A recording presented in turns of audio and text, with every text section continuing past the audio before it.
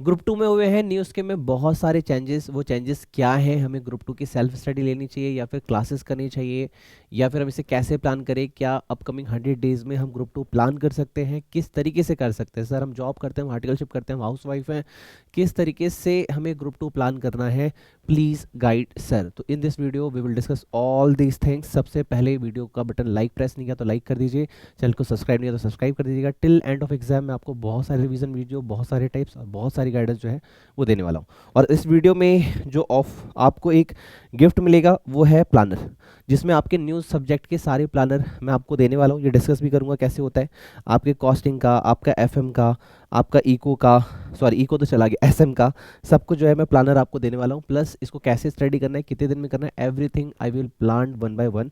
Sir ये planner कहाँ मिलेगा, कैसे मिलेगा, everything I will discuss at the end of this video. ठीक है, वीडियो में लाइक बटन जरूर प्रेस कीजिएगा, और कोई अगर फ्रेंड आपका ग्रुप टू दे रहा हो तो उसके साथ भी ये वीडियो जरूर शेयर कीजिएगा। ठीक है सर, तो ये हमारी स्टार्टिंग हो गई डिस्कशन में एक कॉपी और पेन ले लीजिएगा, ताकि आपको एक आइडिया रहे कैलकुलेशन का कि हम क्या करने वाले हैं, कैसे करने वाले हैं। ठीक है, राइट, ओके।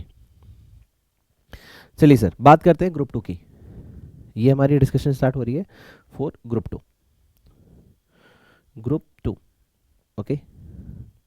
सबसे पहले अब आपको पता होना चाहिए कि अब आपके 3 सब्जेक्ट हो गए। एक है आपकी कॉस्ट, एक है आपका ऑडिट, और एक है आपका FM FM and SM. Right, ये चीज़ सबसे पहले क्लियर होनी चाहिए। कुछ बच्चों का ग्रुप 1 क्लियर है ऑलरेडी, तो आईसीआई के अकॉर्डिंग उनको कॉस्टिंग का एग्ज़ाम नहीं देना होगा, उनको सिर्फ ऑडिट का और एफएमएसएम का पेपर देना पड़ेगा। कुछ बच्चे ऐसे भी हैं जिन्होंने एग्जिस्टिंग स्कीम से पहले की स्कीम दे रखी थी, जहां कॉस्ट और एफएम एक साथ हुआ करता था। तो मेरे हिसाब से अगर उनका एफएम क्लियर है तो शायद उन्हें एफएमएसएम भी नहीं देना पड़ेगा, उनको सिर्फ और सिर्फ ऑडिट देना पड़ेगा। चेक कर लेना आप पे कौन सा मेथड अप्लाई कर रहा है। फिलहाल मैं एज्यूम करके चल रहा हूँ, पूरी वीडियो देखना, एट द एंड बहुत सारी चीज़ें क्लियर करके दूंगा, बहुत सारी, फिर कोई दूसरा वीडियो गाइडेंस के लिए आपको नहीं देखना पड़ेगा, ध्यान सुनना। तो we are assuming you have 3 subject, right. आपके पास कितने सब्जेक्ट है सर? 3 subject, right. हमारे पास 100 डेज है, मैं मान के चल रहा हूँ 10 डेज हम लेस कर लेते हैं। तबीयत खराब हो जाती है, फेस्टिवल होता है, कहीं आना जाना पड़ जाता है, बहुत सारी दिक्कतें होती है, right. So let's suppose we have 90 days, okay. अब मान लीजिए यहाँ पे आप लेके चलिए कि आपको एक केस है कि आप फुल टाइम स्टूडेंट हैं, ठीक है, फुल टाइम स्टडी कर रहे हैं। दूसरा है कि सर आप पार्ट टाइम स्टडी कर रहे हैं, यानी जॉब वगैरह आर्टिकलशिप वगैरह चल रही है। थर्ड, आप हाउस वाइफ वगैरह हैं, ठीक है, होमवर्क नहीं है, वो हाउस वाइफ है। कई हाउस वाइफ होती है, पढ़ने का प्लान हो रहा है उनका, सीए कर रही है, चलता है। मैं तीनों ही केस में आपको गाइड करूंगा, ध्यान सुनिएगा। देखिए, फुल टाइम स्टूडेंट्स को कम से कम 8 आवर्स जो है आपके फिलहाल देने चाहिए। और अगर आप 8 आवर्स पढ़ रहे हैं, और खुद सोचिए कि आप अगर 8 आवर्स पढ़ रहे हैं, ठीक है, और कितने पढ़ रहे हैं सर? 90 डेज की अगर आप स्टडी दे रहे हैं 8 आवर्स, यानी 720 आवर्स यू आर डिवोटिंग। और as per your syllabus 300 hours आपका, अगर आप वीडियो लेक्चर भी फ्रेश करके करते हैं ना, तो 300 आवर्स में आपका 100% सिलेबस हो जाएगा। देन फॉर नेक्स्ट 300 आवर आपका रिवीजन होना चाहिए, आपका सेल्फ प्रैक्टिस होना चाहिए, आपका मॉक टेस्ट होना चाहिए, आपका चैप्टर वाइज टेस्ट होना चाहिए। ये आपको लेके चलना है। देन अगेन जो आपके पास 120 आवर्स रहते हैं, उसके अंदर मेरे दोस्त अगेन आपका मॉक टेस्ट का कम से कम 2 टाइम प्रैक्टिस होना चाहिए। MTP1 MTP2 आईसीआई देगी, वो आपको प्रैक्टिस और करना है। अगर आप अभी से लेके चलते हैं 8 आवर्स पर डे, मैं आपसे बोल रहा हूँ, ठीक है। ये डिस्कशन हो गई हमारी किन स्टूडेंट्स के लिए? फुल टाइम स्टूडेंट्स के लिए। अब इसमें भी 2 टाइप के स्टूडेंट और आते हैं, ठीक है। मैं पार्ट टाइम की भी बात कर रहा हूँ, हाउस वाइफ की भी कर रहा हूँ, और एक स्टूडेंट और आते हैं यहाँ पे जो कि फुल टाइम स्टूडेंट है, लेकिन इन लोगों का 2 अटेम्प्ट हो गए, 3 अटेम्प्ट हो गए, मार्क्स ही नहीं आ रहे। कुछ बच्चों के 80 मार्क्स आ रहे हैं, कुछ के 90 आ रहे हैं, कुछ के 190 आके भी फेल हो जा रहे हैं, जो फेल ही हो जा रहे हैं। एक क्वेश्चन क्या सर? सिलेबस में चेंज है, सिलेबस में चेंज है, एसएम में अच्छा खासा चेंज है, सफलिंग हुई है, एफएम में भी कुछ जगह अंदर अंदर टॉपिक्स चेंज हुए हैं, टॉपिक्स डिलीट भी हुए हैं, और ऑडिट के अंदर बहुत सारे 1-2 चैप्टर जैसे कंपनी ऑडिट वगैरह डिलीट हो गया, और बहुत सारी नई चीज़ें कंटेंट में चेंज हुई। चैप्टर के नाम में हो सकता है आपको लगेगा सेम ही तो है, नहीं, लेकिन कंटेंट में जब डेप्थ टीचर पढ़ाएगा, चैप्टर 1 में ही अगर मैं बात करूँ तो कम से कम 3 से 4 टॉपिक नए ऐड हुए हैं, और 2 से 3 टॉपिक पहले के डिलीट हुए, तो हर चैप्टर में ही 2-3 टॉपिक ऐड हुए हैं, 2-3 टॉपिक डिलीट हुए, 2-3 टॉपिक ऐड हुए, 2-3 टॉपिक डिलीट हुए, यानी मैं कह सकता हूँ 20-30% सिर्फ ऑडिट में चेंज है, सिर्फ ऑडिट में।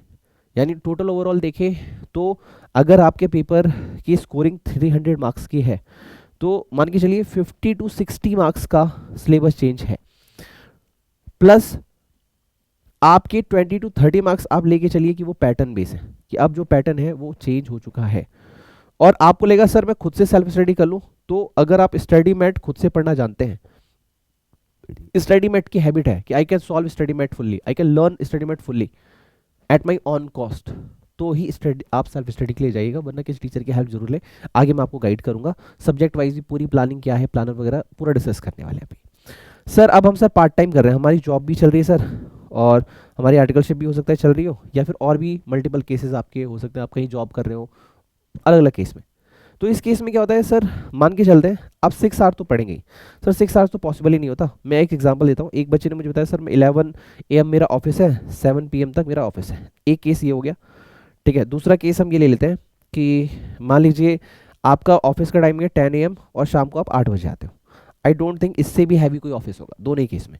अब मान लीजिए इस वाले केस में तो पढ़ना बहुत आसान है, 11 AM आप पढ़ रहे हो, दोस्तों खुद से सोचेगा 11 AM पढ़ने आप बैठे, 11 AM में आप 11 to 7 जॉब करके आ रहे हैं, 7 के बाद आप 8 PM पढ़ने बैठ जाओ और तकरीबन 11 PM तक आप पढ़ लो, फिर 11 PM सो के आप 6 बजे AM मॉर्निंग में उठो और 5 AM मॉर्निंग में उठो और 5 to 8 AM पढ़ लो, या फिर 9 AM उठो और 6 AM उठो, 6 to 9 AM आप यहाँ पे स्टडी कर लो। तो 3 आवर आपने यहाँ पे डिवोट कर दिए, 3 आवर यहाँ पे कर दिए, 6 आवर तो यहीं पे हो गए। फिर 9 के बाद आप फ्री हो जाएंगे, 2 आवर्स में आप ऑफिस चले जाएंगे। सर इस वाले केस में ये वाला केस थोड़ा सा टफ हो गया, 8 PM आए, आप 9 PM पढ़ने बैठे, एक तरीका है 9 to 12 PM आपने स्टडी कर ली, देन अगेन आपको 5 AM उठना पड़ेगा, फिर 5 to आपने 8 की AM की स्टडी कर ली, देन यू हैव 3 आवर और फिर 3 आवर पढ़ के आपको जाना पड़ेगा। सर हमसे नहीं हो पाएगा सर, रोज रोज 6 आवर कैसे निकलेंगे, हो सकता है कई बार 4 आवर भी निकले, हाँ आई कैन एक्सेप्ट। मान लीजिए कभी कभार 4 आवर ही निकल रहे हैं, तो उस केस में क्या कीजिएगा, संडे को कंपनसेशन कीजिए, संडे को हो सके तो 10 to 12 आवर्स पढ़िएगा, जो भी टॉपिक पेंडिंग रहेगा वो। This is the way if you doing self study. Sir housewife का केस, सर अभी भी सर हमें डर लग रहा है सर, सिलेबस चेंज हो गया है, बहुत सारी चीज़ें हो गई हैं, हमें अभी भी डर लग रहा है कि हम फेल हो गए तो क्या होगा sir, what if I fail, what is the planning for us. तो सबसे पहले कमेंट बॉक्स में जाके लिखिएगा 100% लगाऊंगा, सीए रिजल्ट लाऊंगा, पूरी एनर्जी के साथ मुझे आप सबका चाहिए, ताकि मैं जो भी गाइड कर रहा हूँ आपके ब्रेन में जाए और आप एक्सेप्ट करें कि May 24, सबसे पहली चीज़ तो आपको याद रखनी है कि May 24 is my last attempt, is my last attempt.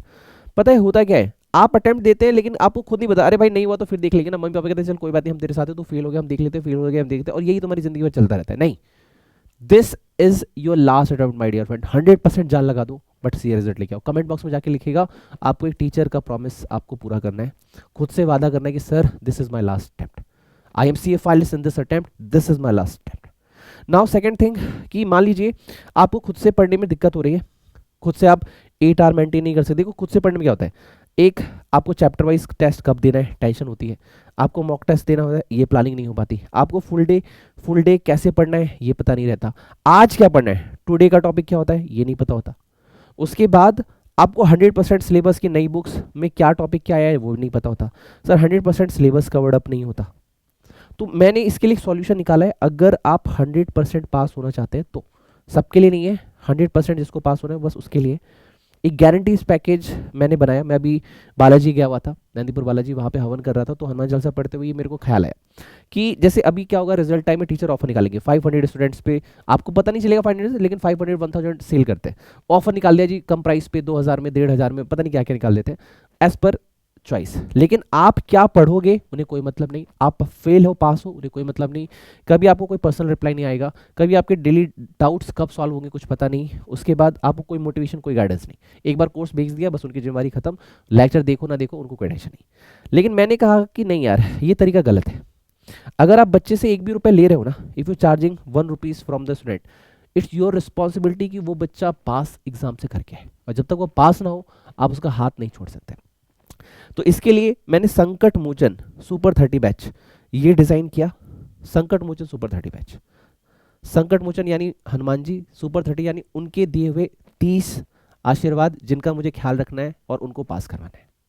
इसमें सर क्या क्या होगा हमारे लिए, तो इसमें आपके डेली टारगेट्स, आपका गाइडेंस, आपकी मेंटरशिप, आपकी 100% हार्ड बुक्स आपको दी जाएगी, ठीक है। और जैसे कुछ अमेंडमेंट वगैरह गया तो पीडीएफ दे दूंगा, छोटे मोटे करेक्ट इनकरेक्ट एमसीक्यू कुछ भी नहीं आता है मैं पीडीएफ दे दूंगा। बाकी 100 बुक्स मिलेगी with question bank everything, plus आपके 100% वीडियो लेक्चर, 100% अमेंडमेंट, ठीक है, 100% डाउट सॉल्विंग, 100% आपको डेली टारगेट्स मिलेंगे, आपको क्या पढ़ना है कैसे पढ़ना है, 100% आपकी काउंसलिंग होगी, आपके डाउट क्लियरेंस के लिए आपको डेली 24 आवर्स में रिप्लाई किया जाएगा, आपको जूम सेशन वगैरह दिया जाएगा। अल्टीमेट ये मत देखो कि क्या मुझे मिलने वाला है, ये सारी फीचर्स ना दुनिया गिनवा देगी अपनी वेबसाइट पे आपको, लेकिन मिलने के नाम पे कह तो देंगे टेस्ट सीरीज होती है, लेकिन कभी होती ही नहीं है। पूरे सिलेबस में अगर 10 टेस्ट सीरीज हो जाए तो बोल देते टेस्ट सीरीज है, नहीं, chapter wise test series perfect, chapter हुआ टेस्ट, चैप्टर हुआ टेस्ट, चैप्टर हुआ टेस्ट, सब्जेक्ट हुआ मॉक टेस्ट, सब्जेक्ट हुआ mock test, this is the right way to recall, revise and practice.